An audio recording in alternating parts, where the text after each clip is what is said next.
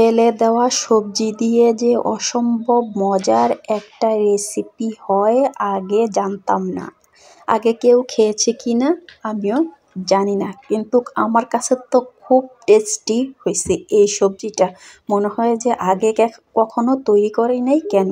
Hello everyone, welcome back to my channel. চুলাতে একটা pan বসিয়ে দিয়ে দিচ্ছি এখানে সয়াবিন তেল। তেলটা একটু বেশি পরিমাণেই দিয়েছি এই সবজি রান্নাটাতে। দিয়েছি 1 কাপ পরিমাণ পেঁয়াজটাও আজকে আমি বেশি পরিমাণেই দিয়েছি।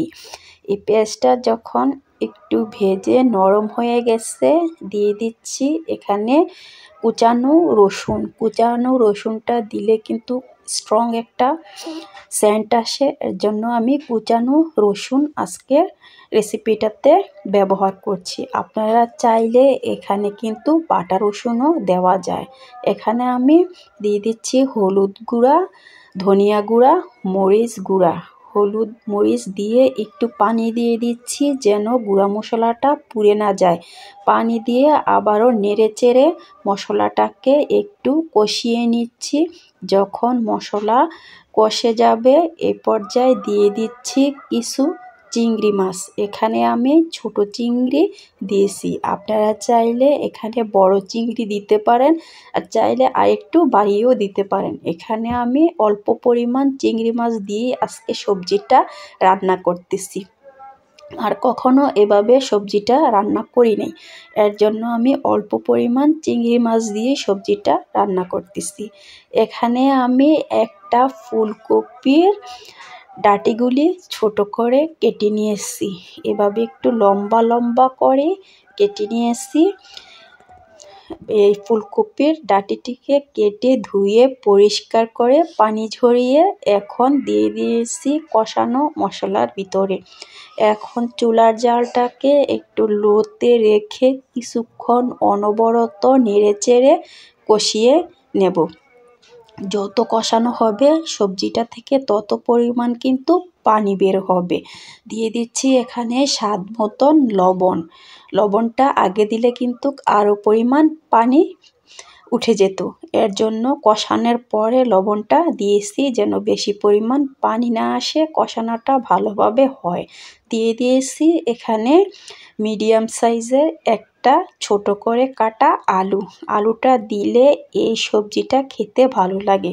আলুটা দিয়ে আবারও নেড়েচেড়ে নিয়েছি, নেড়েচেড়ে 5 থেকে 6 মিনিট ঢাকনা দিয়ে ঢেকে রান্না করেছি। এ পর্যায়ে আবারও নেড়েচেড়ে দিচ্ছি নিচ থেকে যেন তলানিতে লেগে না যায়। তলানিতে লেগে গেলে কিন্তু তরকারির স্বাদটা ভালো আসে না। যখন একটু কষানো হয়ে গেছে দিয়ে দিচ্ছি এখানে পানিটা অল্প পরিমাণেই দিয়েছি যেন মাখা মাখা একটা ঝোল থাকে। দিয়ে দিয়েছি এখানে কিছু কাঁচামরিচ ফালিটা দিয়ে আবারও নেড়েচেড়ে আবারও কিছুক্ষণের জন্য ঢাকনা দিয়ে সিদ্ধ করে নেব, যতক্ষণ পর্যন্ত সবজিটা সিদ্ধ হয়ে না যায়। আবারও নেড়েচেড়ে নিচ্ছি। যখন সবজিটা একটু সিদ্ধ হয়ে গেছে দিয়ে দিচ্ছি এখানে ডাঁটিতে যে পাতাগুলি থাকে ফুলকপির, এই পাতাগুলি দিয়ে আবারও এভাবে নেড়েচেড়ে পাতাগুলিকে ডাঁটির সঙ্গে মিশিয়ে নিচ্ছি।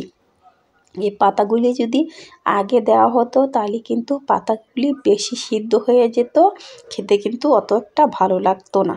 এভাবে পাতাগুলিকে অনেকক্ষণ আমি কষিয়ে নিয়েছি যেন পাতাগুলি সিদ্ধ হয়ে যায় আর ঝোলটাও টেনে যায়। ঝোল যখন টেনে গেছে দিয়ে দিচ্ছি এখানে ধনিয়া পাতা কুচি। এখানে আমি ফ্রেশ ধনিয়া পাতা একটু বেশি পরিমাণ দিয়েছি যেন ধনিয়া পাতার সেন্ট বের হয় ভালো।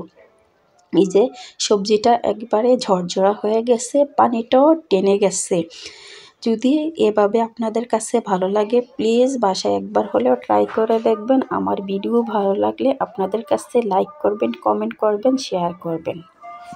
এই সবজিটা একবার যে খাবে এটার স্বাদ কিন্তু আর কখনোই ভুলবে না, এভাবে কিন্তু আরও খেতে চাইবে।